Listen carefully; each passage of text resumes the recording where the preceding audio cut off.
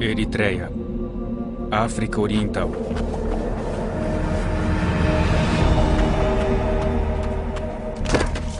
Disseram-lhe que renunciasse a ser um cristão evangélico. E ele respondeu que não faria isso. Disseram-lhe, não volte mais a orar. Ele apenas olhou para eles. Como deixar de orar? Disseram-lhe que haveria problemas se ele continuasse a falar de Jesus para os prisioneiros. Disseram-lhe que seria torturado se insistisse em ler os trechos da Bíblia contrabandeados na prisão. Disseram-lhe que o livro era a causa de todos os seus problemas. Disseram-lhe, desista! Desista, pois é perigoso.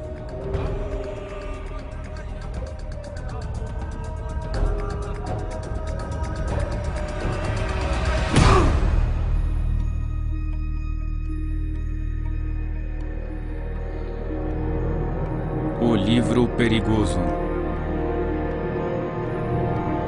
Versão brasileira, Comeve, São Paulo.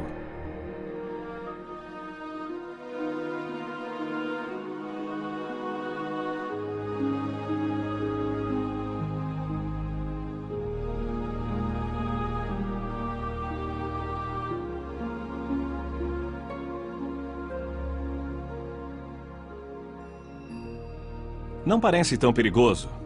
Mas Isaac, o prisioneiro que acabamos de ver, discordaria.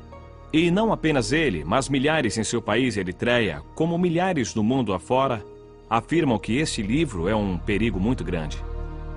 Para esses cristãos, o que vocês verão agora seria considerado um milagre. Observem.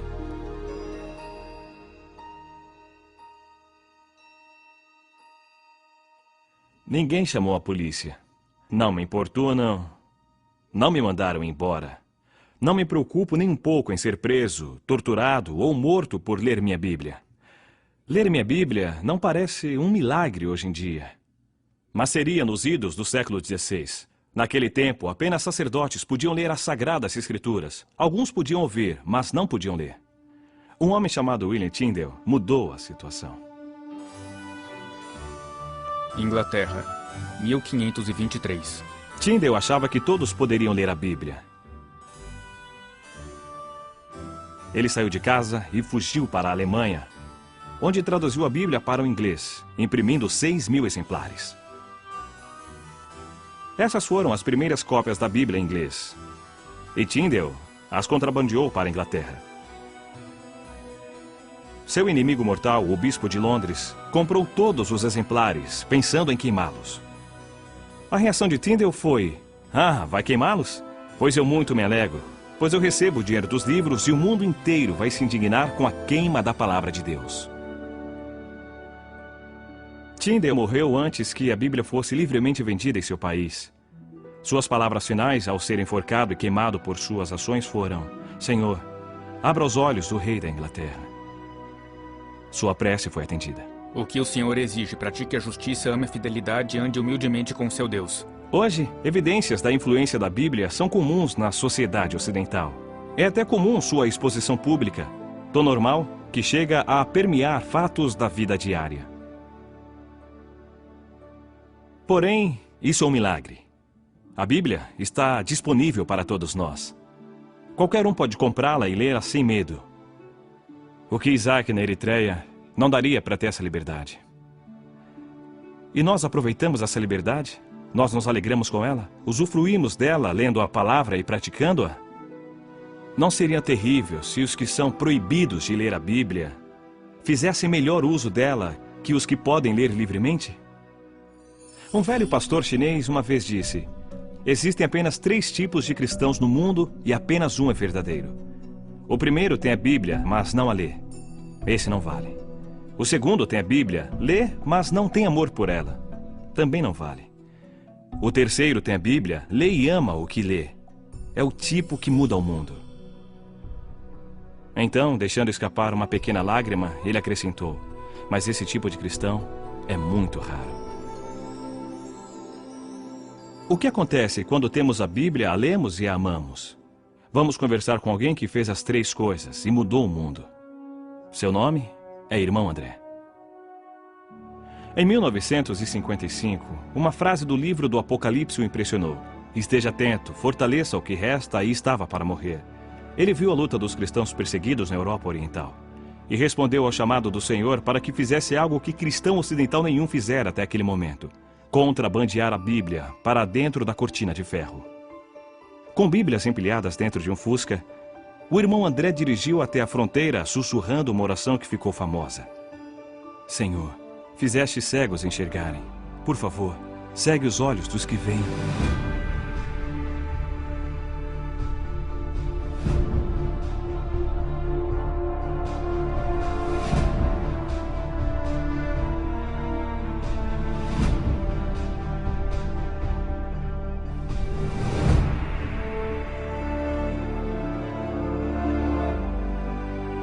Deus respondeu à sua oração. E o irmão André ficou conhecido em todo o mundo como o contrabandista de Deus. Irmão André, os governantes ainda acham que a Bíblia é um livro subversivo e perigoso. E por que eles têm tanto medo da Bíblia? Porque a Bíblia nos faz novas pessoas.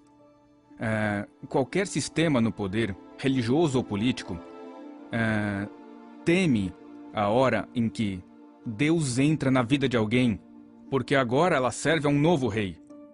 O apóstolo Pedro disse em Atos que devemos obedecer antes a Deus e depois aos homens. De repente, quem está no poder perde o controle sobre o homem que lê o livro. Nós, por meio desse livro, nos tornamos um povo de opinião, povo de convicções tão fortes que nada as abala, mas sempre baseadas no amor, na compaixão e sempre sob o comando direto do Senhor. E quanto aos cristãos que não vivem sob regimes totalitários? Há sentido em dizer que a Bíblia é um livro perigoso, mesmo vivendo numa sociedade livre? Sim, e essa é a razão dos ataques contra nós cristãos, porque lemos a Bíblia. O método é diferente, o efeito é o mesmo. Somos muito ocupados para ler toda a Bíblia. Nós seguimos alguns trechos, passagens selecionadas, versículos. Devemos nos tornar pessoas segundo a Bíblia, ler o livro inteiro, toda a obra, pelo menos uma vez ao ano. Se é demais, você é preguiçoso. Como esperar que o Senhor o abençoe, o use e o proteja se tem preguiça de ler sua palavra, pela qual milhares de pessoas foram mortas, profetas foram mortos por ela, os apóstolos foram mortos por ela, mártires da história da igreja morreram por ela, hoje pessoas morrem por ela, e deixamos a Bíblia na estante? Há uma história de uma família na Holanda, onde eu morei. Um pequeno garoto encontrou a Bíblia da família coberta de pó. Levou-a para a mãe e perguntou: Mãe, esse é o livro de Deus? A mãe olhou o livro e disse: Claro que é o livro de Deus. E ele falou: Por que não o devolvemos, já que não usamos? Há pessoas que desejarão percorrer o caminho que você trilhou. Então, dê-lhes um ponto de partida pelo qual poderão começar a viver segundo a Bíblia. Qual seria este ponto? Uma das minhas orações ainda é: Deus, faz-me verdadeiro. Eu aconselho que, ao ler a palavra, diga: Senhor, fale comigo, e o que me disseres, eu farei. E surgirá uma nova vida de aventura que o espantará. Deus o provará. Se Deus não o provar, me surpreenderei. Se você nunca for atacado pelo diabo, me surpreenderei. Mas como eu não sou digno de um ataque? Você pede por problemas quando segue a Jesus radicalmente. Mas nos problemas diga: aleluia, eu estou no caminho certo. Siga o livro, siga. Siga o livro. Isso mudará a sua vida. E é aí que surge o perigo. É quando precisamos que a igreja perseguida nos mostre o caminho. Durante a Guerra Fria, eu conheci um fazendeiro da Tchecoslováquia que jamais havia visto uma Bíblia. Ele pregou por 20 anos baseado em 10 capítulos de Atos e em 4 de 1 Timóteo, copiados à mão por sua mãe. Aquelas poucas páginas eram tudo o que ele conhecia da Bíblia. Quando lhe dei uma Bíblia inteira pela primeira vez em sua vida, ele ficou chocado.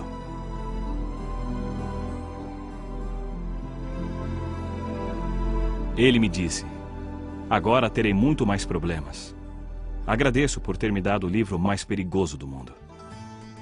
E depois ele perguntou: você tem esse livro há muito tempo? Diga-me, que belos problemas ele lhe causou. Que pergunta! Foi direto ao meu coração. Que belos problemas a Bíblia lhe causou. Ela deveria causar problemas para todos nós? Será que a Bíblia já me pôs em perigo? Ou é apenas um chamado aos irmãos Andrés deste mundo e daquele pastor tcheco? Parece coisa da Guerra Fria. Mas, na verdade, não é tão fácil gostar deste livro. Muitos de nós passamos por períodos talvez inevitáveis em que achamos a Bíblia um tanto difícil, entediante, diriam alguns. Respeitamos o livro, mas não o lemos muito. Não é fácil admitir o fato. Mas nos lugares onde cristãos são proibidos de portar uma Bíblia, lugares onde as pessoas arriscam a vida por seguir a Jesus, a Bíblia tem um valor extraordinário. Encarar essas histórias pode mudar o modo como encaramos nossa Bíblia. Amontoados em contêineres como este, estão centenas de cristãos da Eritreia de hoje. Que atos terríveis terão cometido para morrerem assim cozidos em fornos de metal? Sem julgamento, sem alimento ou água, são punidos pelo crime de serem cristãos e agirem como cristãos, orando, reunindo-se e lendo as suas Bíblias. Meu irmão Gideão sabe disso muito bem.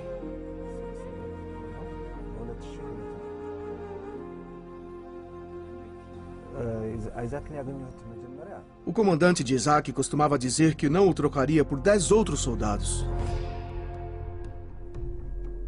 Ele era um matador implacável, inteligente e valente.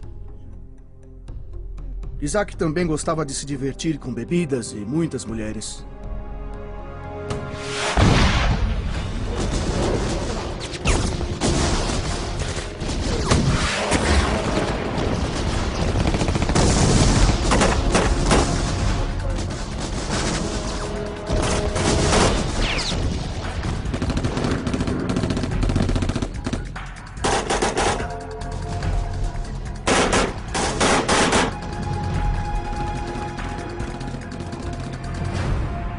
No meio de uma guerra, sobrevivia como podia.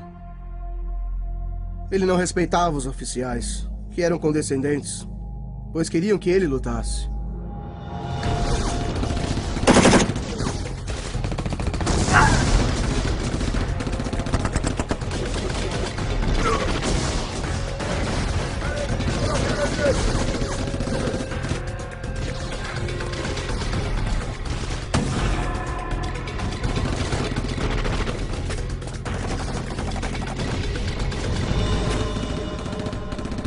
A unidade de Isaac tinha 500 homens.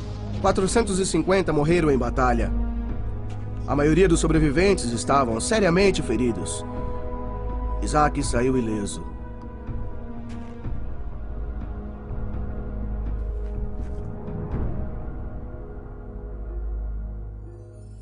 Dois soldados cristãos aproximaram e disseram: "Você foi poupado por um propósito. Deus deve ter planos para você, ou você também estaria morto." Isaac abriu seu coração e decidiu seguir a Jesus.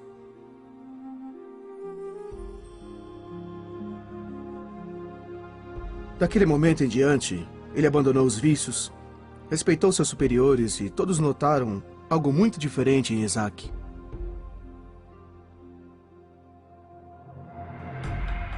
O comandante também reparou e ficou furioso. Disse a Isaac: "Você perdeu o instinto assassino. Preferia você insubordinado e bruto, em vez de cristão.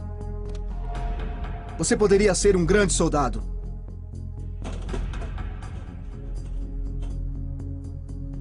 Ordenaram a Isaac se afastar dos cristãos. Proibiram que ele lesse a Bíblia.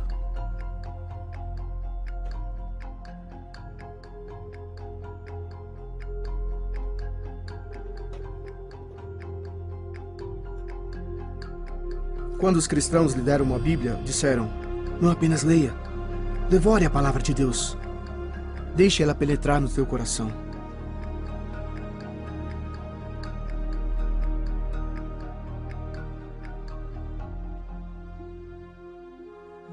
Isaac tinha cuidado para que ninguém o visse lendo a Bíblia.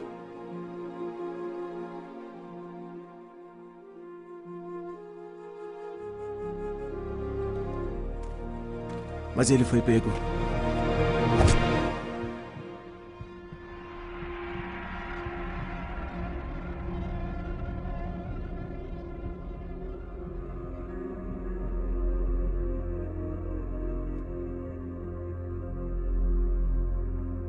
Após dias sob o sol, perguntaram a Isaac se deixaria de ler a Bíblia. E ele disse: "Não, eu não posso." As torturas aumentaram.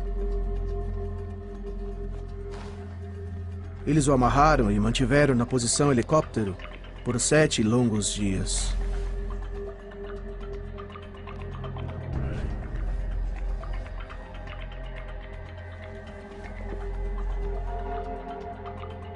O comandante perguntou então se ele desistiria de ler o livro. Mesmo assim, Isaac não concordou em deixar de ler a Bíblia.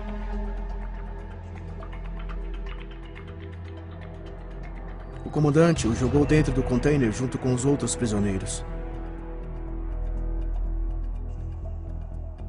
Havia tanta gente que eles tinham que dormir em turnos.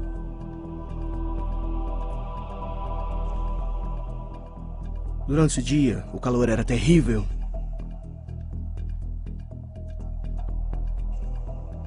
À noite, o frio os fazia tremer.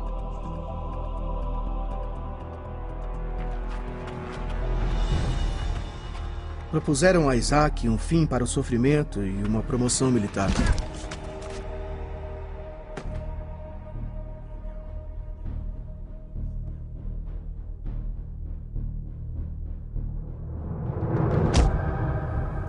Queriam que ele concordasse em abandonar a Bíblia, não falar com cristãos, não falar de Jesus e não orar.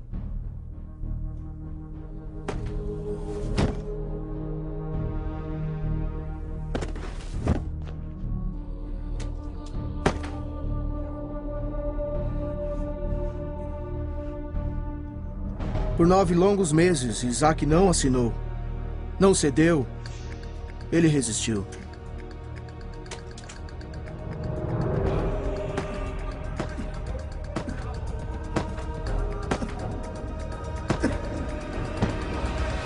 Em 2004, o comandante desistiu.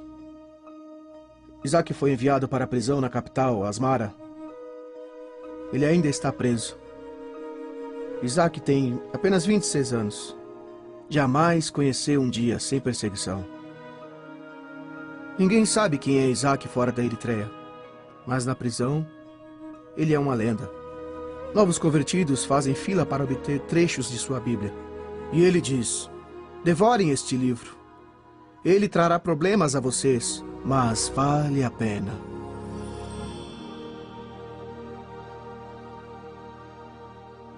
Passou muito tempo desde que Tyndale morreu por contrabandear Bíblias para a Inglaterra. Perseguição por ler a Bíblia já é passado na Inglaterra. Mas a história de Isaac abre os meus olhos para uma incrível liberdade que eu desfruto. Liberdade que Isaac jamais terá.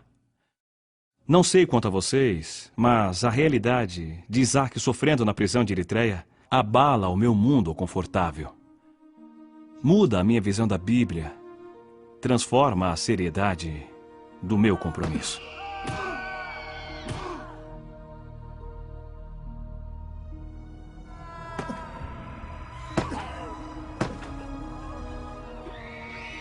Há sofrimentos nessas páginas. Sangue foi derramado e é derramado para que cristãos possam ler este livro. Lembrar-me disso muda tudo. Este é meu pacto de Isaac. Isaac manteve-se firme e jamais assinou um papel dizendo que não leria mais a Bíblia. Eu me comprometo a ler a minha Bíblia de outro jeito. Primeiro, eu me alegrarei com a liberdade que tenho de abrir esse livro e lê-lo sem medo. Não vou mais subestimar isso. Lutarei para manter essa liberdade e por justiça para aqueles que, como Isaac, não têm liberdade que eu tenho. Segundo, vou me lembrar dos que foram perseguidos no passado, pessoas como Tyndale, que deram sangue para pôr este livro em minhas mãos. Todo o país ocidental tem um Tyndale em seu passado. Lembrarei de orar por cristãos perseguidos que nesse momento arriscam suas vidas para oferecer a palavra de Deus aos seus compatriotas. Terceiro, eu serei radical em meu compromisso de ler e obedecer este livro. O irmão André disse, examine o livro e deixe que o livro examine você. Siga o livro. Lute pela justiça, ame a misericórdia, sirva a Deus. Talvez eu encontre problemas, o melhor tipo de problema. Problemas pela causa de Cristo. Nunca mais verei este livro da mesma maneira. Ele é perigoso? Depende. É seguro sobre a mesa ou numa prateleira. Mas quando abro e leio, sou desafiado. Devo ser sincero comigo mesmo em minhas intenções. Deus pergunta, você seguirá o meu livro? E se eu disser sim, serei mudado. E isso é perigoso. É uma transformação na vida. E quanto mais eu ler, mais o Senhor me pedirá para segui-lo. E mais problemas eu terei. Mas ao longo do caminho, haverá muita alegria por confiar a própria vida nas mãos de Deus. Que lição poderosa mostrou Isaac, preso por causa de Jesus Cristo na distante Eritreia. Sigam o livro. Sigam o livro perigoso.